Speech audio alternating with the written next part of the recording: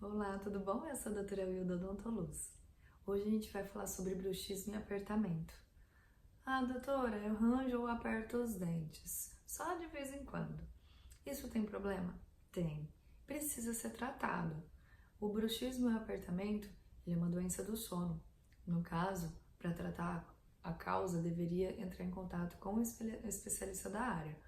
Porém, a maior carga da tensão a gente distribui para os dentes, dessa forma podendo ter problemas de trincas, quebras, desgastes, tanto de dente quanto de coroas dentárias.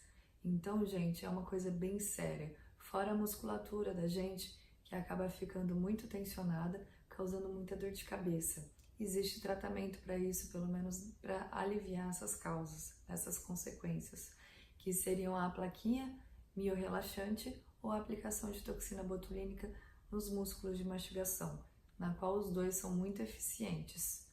Se você tem algum desses sintomas de ranger ou apertar os dentes, procure imediatamente o seu dentista.